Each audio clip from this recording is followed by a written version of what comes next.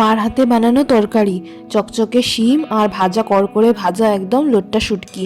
শুটকি তরকারি মা বানিয়ে নিয়েছে, কোনো ভেজাল মশলা নেই, সাধারণ মশলা আর মার হাতের যত্ন। এই যে এখানে মা আজকে শিমের তরকারি বানাবে, তা এই শিমগুলোকে মা নিয়ে নিয়েছে আধা আধা করে, এরকম আধা আধা করে কেটে নিয়েছে।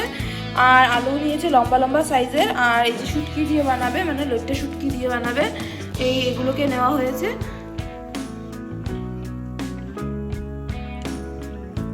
কড়াইতে তেল গরমে বসিয়ে দিলাম, তেলটা গরম হয়ে গেলে এর মধ্যে শুটকিগুলোকে দিয়ে দেবো। শুটকিগুলো দিয়ে দিলাম, যথেষ্ট তেল ছিটকে উঠেছে, মানে সামলানো যায় না, এটা কীরকম একটা গন্ধ বেরোয়, মানে যখনকে ভাজা হতে থাকে ভাজার সাথে সাথে একটু গন্ধ বেরোতে থাকে, যতটা ধোয়া বেরোয় ওরকমভাবে গন্ধ বেরোতে থাকে। তো একটু জানলা দরজা খুলে রাখলে ঘর থেকে আরামে মানে হাওয়াটা চলাচল করবে, হাওয়া বাতাস চলাচল করলে গন্ধগুলো বেরিয়ে যাবে। মা এখানে শুটকিগুলোকে ভালো করে কড়কড়া করে ভেজে নিয়েছে, কড়কড়া করে ভালো মতন ভেজে নিল। এই শুটকিতে খাবার সময় কোনো রকমের গন্ধ থাকে না, ভাজার পরেই গন্ধটুকু চলে যায়, আর কোনোই গন্ধ থাকে না। ভালো করে ভাজতে হবে, এটার দিকে মানে ধ্যান রাখবেন।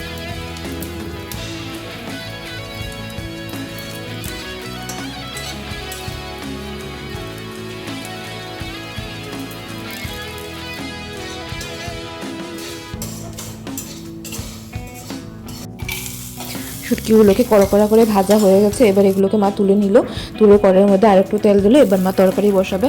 তরকারির জন্য প্রথমে কি করলো, মা আলুগুলোকে বললো যে ভেজে নেবে। আলুগুলো ভাজার জন্য লম্বা লম্বা করে আলুগুলোকে ভেজেছে, একটু মোটা মোটা করে।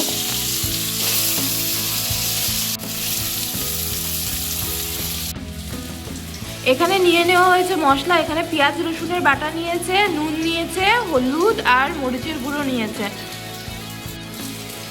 পেঁয়াজের মধ্যে একটা গোটা পেঁয়াজ আর 5 কোয়া মতো রসুন নেওয়া হয়েছে।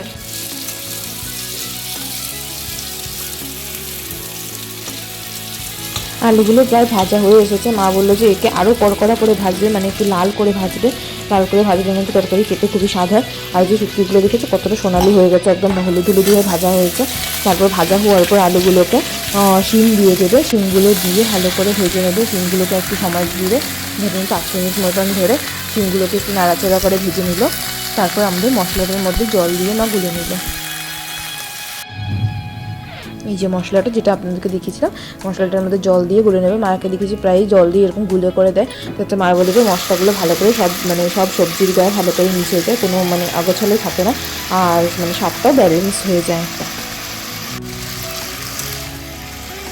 ভালো করে মশলাগুলোকে দিয়ে এর উপর থেকে শিমের সাথে আলুর সাথে ভালো করে মাখিয়ে একটু কিছু সময় জুড়ে কষিয়ে নিল, আর ঢাকনা লাগিয়ে দিয়েছে।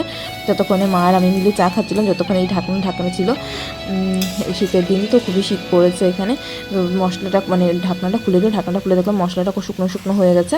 তারপর একটু ধনেপাতা ছিটিয়ে দিয়ে আরও 2-4 বার মাখা করে নিল, নাড়িয়ে আরও ধরুন 5 মিনিট মতো একটু ভালো করে কষিয়ে নিয়েছে সব মশলাগুলোকে, যাতে মশলার কোনো কাঁচা গন্ধ না থাকে।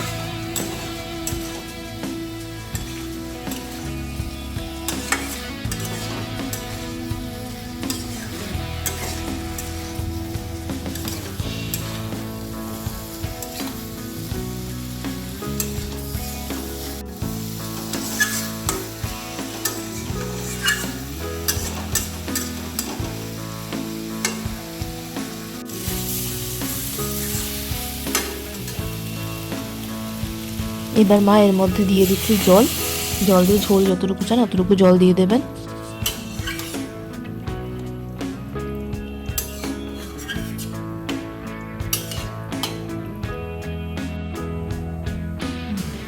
এই জল দিয়ে তারপর শুটকিগুলোকে মা দিয়ে দিল, যেগুলো ভেজে রাখা হয়েছিল।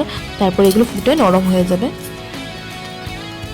যদি শক্ত রাখতে চান তাহলে একটু দেরি করে শুটকিগুলোকে দেবেন, তাহলে শক্ত থাকবে। তারপরে এই যে ফুটে এসেছে, ফুটে কিছু সময় ফোটানোর পর নামিয়ে ঝোলগুলো কিছুটা শুকাবে, একটুখানি ঘন করা হবে। ঘন করার পর এটাকে নামিয়ে নেওয়া হবে। ব্যাস হয়ে গেল আমাদের তরকারি ঝটপট। পছন্দ হলে খাবারগুলোকে সাবস্ক্রাইব করতে ভুলো না, আর কমেন্ট করে জানিও যে কীরকম হয়েছে।